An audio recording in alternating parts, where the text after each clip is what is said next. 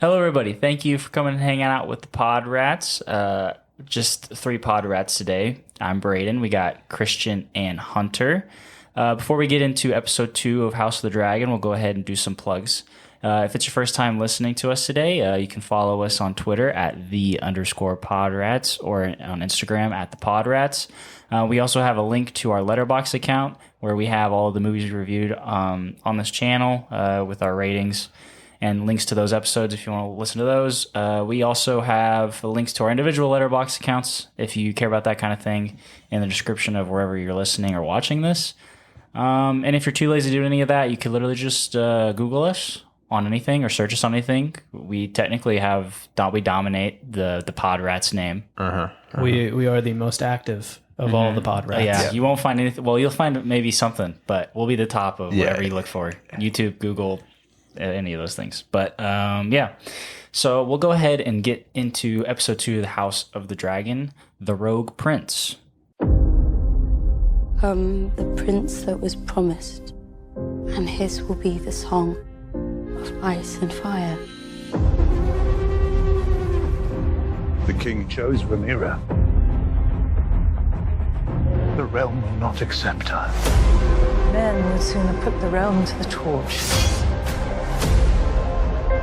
than see a woman ascend the Iron Throne.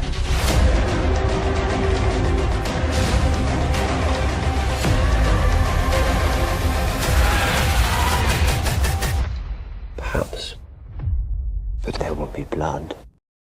Okay, so this episode was directed by Greg Yatans. He's a producer for House of the Dragon. It's his first Game of Thrones directing credit. He's known for, well, not known. I don't think many people know him, but he's known for directing a bunch of different TV shows, such as House, Bones, Grey's Anatomy, and Prison Break, those kinds of things. It's kind of not a Game of Thrones He's a TV director. Related thing. But yeah, he's directing next episode 3, and the finale of Game of Thrones.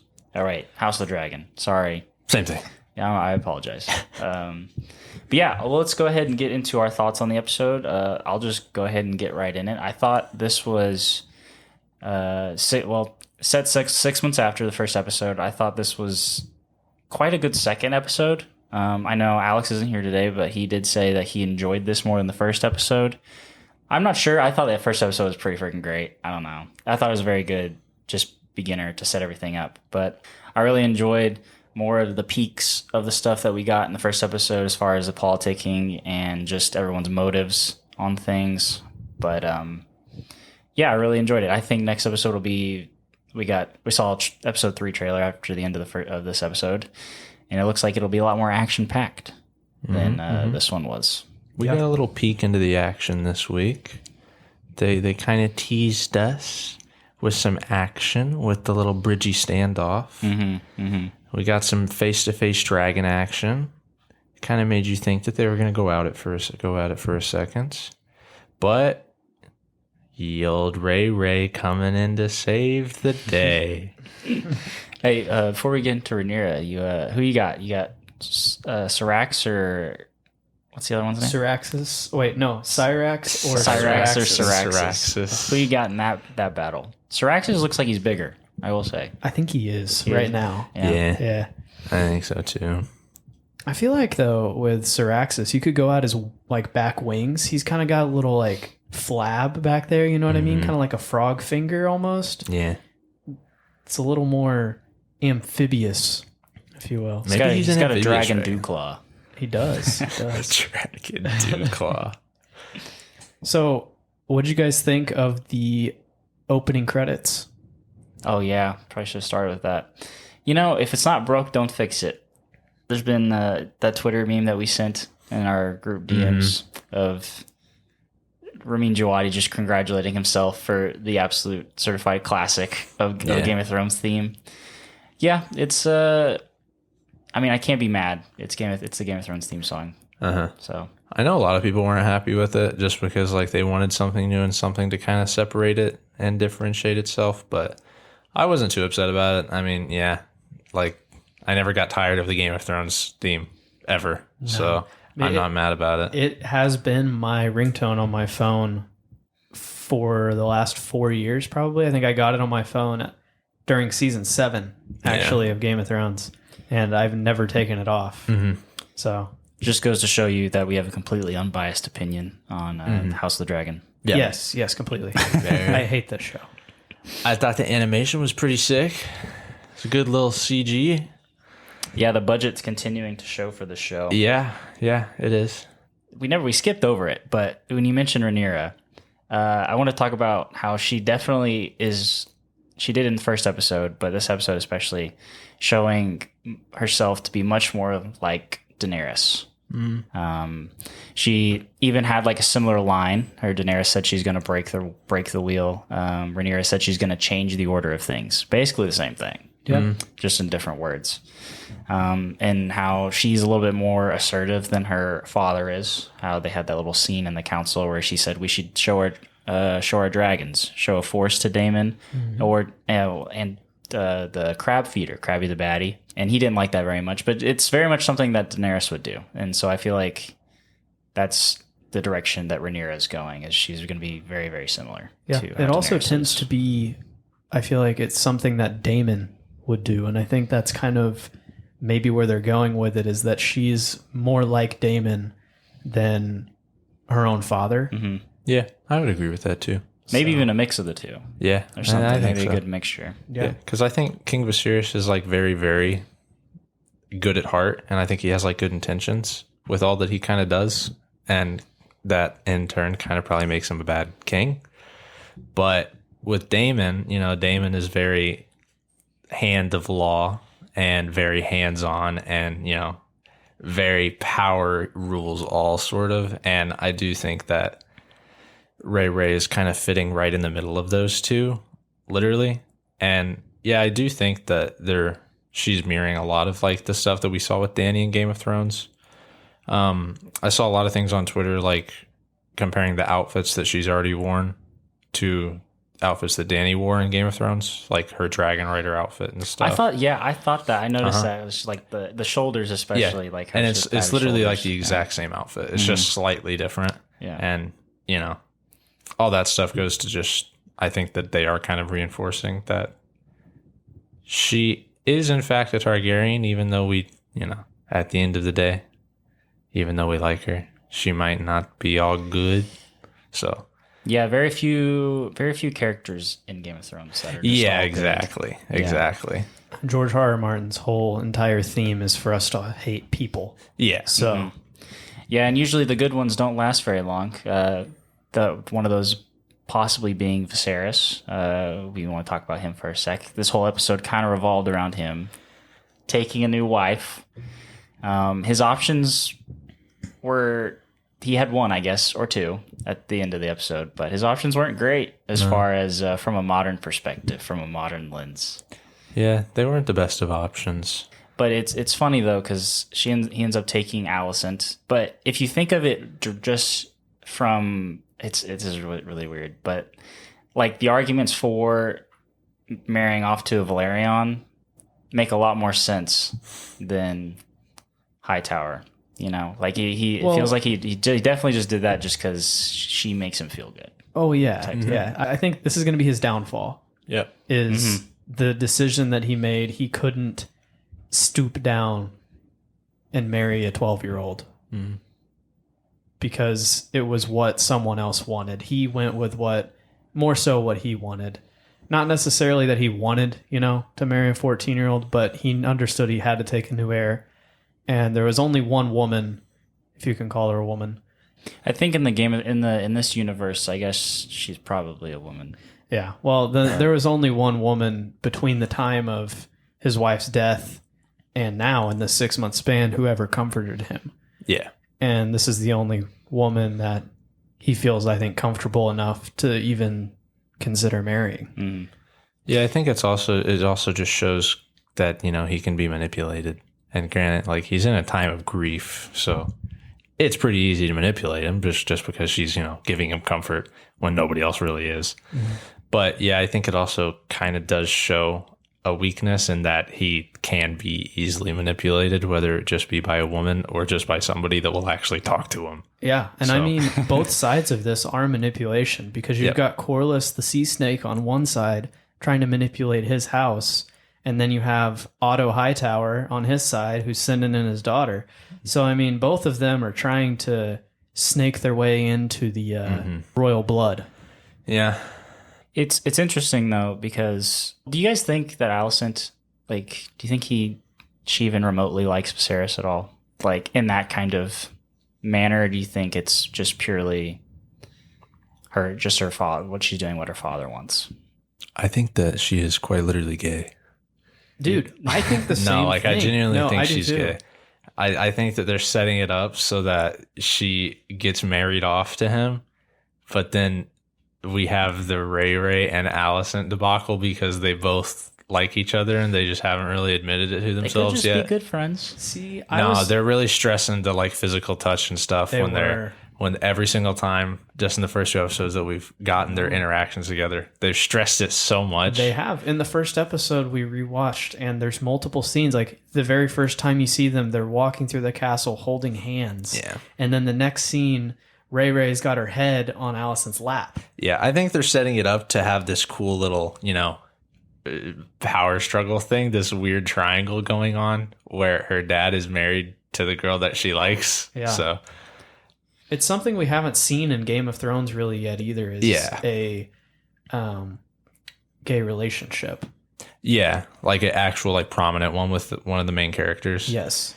It's interesting too. I'm thinking about when Rhaenyra gets back from Dragonstone and gets the egg from Daemon, and she sits down with Viserys, and Viserys is telling Rhaenyra that he has to do what's right for the realm, and he technically, while he does take a wife, because that's what everyone's telling him to do, it's not necessarily the wife that is most favorable for his position in the realm or for like stability. Yeah. Because they warn him to marry off to a Valerian because you get to keep your majority of your fleet, and you'd rather have a Valerian as an ally rather than an enemy. And if you don't take up Corlys's proposition, they'll become an enemy, and we see that when Corlys goes and talks to Daemon. Yeah. So while he is taking a wife, it's not necessarily in the best interest of his position. No, especially because the Valerian house is the richest house in Westeros. Mm-hmm. So they're losing a lot of money there. But it was that or a 12-year-old. Yeah, it's tough when you put into context the age of everybody. So, and it's kind of important. It's kind of an important point in his decision making. Yeah. A little bit, I guess. But who's to say if he did marry the Valerian girl, a lot can happen in 2 years, and he can't have an heir with her until she's 14. Yeah, there's still that risk that he does talk about with Rhaenyra as her being his only heir, that they're very vulnerable at the moment. Yeah. So that may have been part of his decision to want an heir more immediate than what could have happened with the Valerian. Because we never got Viserys' logic. We can imply it, but we never got why he chose her. Especially with his health, man. With his rotting finger. Yeah. That might get cut off from getting cut by the throne. Yeah, that's quite the thing festering up there. Dude, there was the one on his back in the first episode too. Like the throne is rejecting him. Yeah, he's not in very good standing with the throne itself. How did you feel about the yield conversation that the Queen Who Never Was had with Ray when she was casting her bitterness upon her? Yeah, there's a bit of jealousy there where, it's not a given that Rhaenyra will be queen, but she was at least named an heir, and it's something Rhaenys never was given. So it's both. I feel like it was both kind of just jealousy, but also she's warning her of things that may come. Yeah, I think it was a little bit of both too. But I did really like that scene with them. I thought that was really, really cool. Seeing Ray kind of hold her ground at the same time against her was kind of cool. I think this slow, and I say slow, I mean, it's kind of moving pretty quick because we're already on the second episode, but I think this like slow confidence build that Ray is getting is really, really cool to see. And just her very quickly, because, time is moving fast in the show, but like actually coming into her own and being confident with herself and trusting her intuition and stuff. I think that's going to be really cool to see. When she showed up at Dragonstone on the Dragonback, she did that out of pure instinct of knowing that Otto couldn't get the job done without pissing off Damon. And she was right. She was, yeah. It was about to get ugly, so it's a good thing she showed up. Yeah, Millie Alcock as Rhaenyra, she's doing really good. I'm sad that she's not going to be playing Rhaenyra for the entire season. I'm honestly a bit scared. Yeah, I'm kind of sad about it. Because I feel like as we go through the season, I believe it's the 6th episode or something. I don't know. It's halfway through, where there is a character change of Rhaenyra. I really hope that I hope Emma Darcy delivers, and I think she will. Game of Thrones usually cast pretty well, but I'm just afraid that we're gonna have this Rhaenyra's becoming slowly like a fan favorite. Like, she's probably my favorite character at this point, and she is the main character. But I just hope that doesn't derail the season, because we could get attached to a character and then character doesn't die, but changes actors. Yeah, I mean, that happened in Game of Thrones, and it pissed a lot of people off. Oh yeah, with the change of was it Dario? Dario. Yeah, I forgot about that and how abrupt it was, especially because we weren't watching that live at the time. Just you go from one season to the next, and it's just like, oh, is that the same person? Yeah, they just say his name. But even then, while that actor played that character very different, he still was a good actor. He was. We grew to love him in a different way, though, if that makes sense. Right, yeah, it was a different... he had a different take on the character. It kind of switched a little bit. Mm-hmm. I also wanted to talk about... do you guys like, so far, how fast the show is moving? Because we go from the first episode to the second episode being 6 months after that. Because I feel like that's probably how this is going to go, is we're probably going to have big time jumps in between each episode. I am fine with that, and I think I'm fine with that on this first episode for sure, because of the amount of grief that there was in the first episode. You almost need 6 months to fully recover from the mother's death and all of that, and I think it does a really good job as far as saying it's been 6 months and summarizing kind of what happened in the 6 months, which wasn't a whole lot. But we know that the crab feeder is still doing his thing. Crab feeding. Yeah.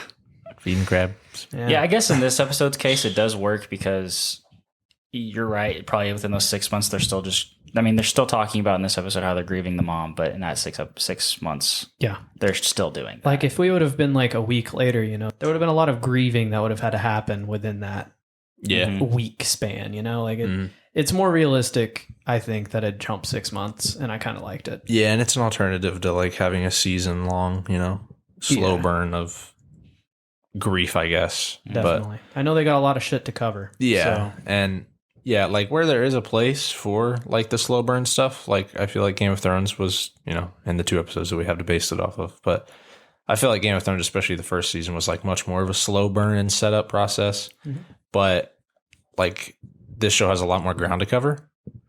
So I feel like they are going to have to move fast. And so far, I don't mind it. Now, I could see how it could, get weird. Yep. But especially with actors changes. Yeah. But I'm kind of interested to see how they'll work it in and do it. And I got faith. Hopefully it'll be good. Yeah. So. Yeah, it's one of those things where it's a lot of ground to cover, but also, and so it's moving fast, but it's also in the same locations too. Because I looked up how close, because even at the end of the episode where Corlys is talking to Daemon, Dragonstone and I forget the island of the Valerian, where the Valerians live, but they're right next to each other. No, it's Driftmark. That's the island too. Yeah. Driftmark. That's Driftmark. So last episode we mentioned how we were going to probably get more of Kristen Cole in the coming episodes, and we did in this one, as he was named to the Kingsguard by Ray herself. The only one of the nominees for the Kingsguard that actually has any combat experience, which is interesting. Yeah. They talk about that in the first episode, how most of the knights are green. Just a bunch of tourney knights. Mm-hmm. They've never seen any real combat, but he has in Dorne, I guess. Yeah. He's got some Dornish combat. It is funny, though, how Otto was almost like, don't pick him, because we need our allegiances with all these other houses, and Purely political. yeah. And Ray was like, I don't fucking care. We need people who have real combat experience. actually good. Yeah. So that was pretty cool. I didn't actually think that in the first episode, Christian Cole was like going to be a character. I just thought he was just like a one-off guy. Yeah. And then Brayden, when we did our podcast last week, Brayden listed him in the outline, and I was like, why do I need to know this guy's name? My bad. But now I understand. So, cool guy.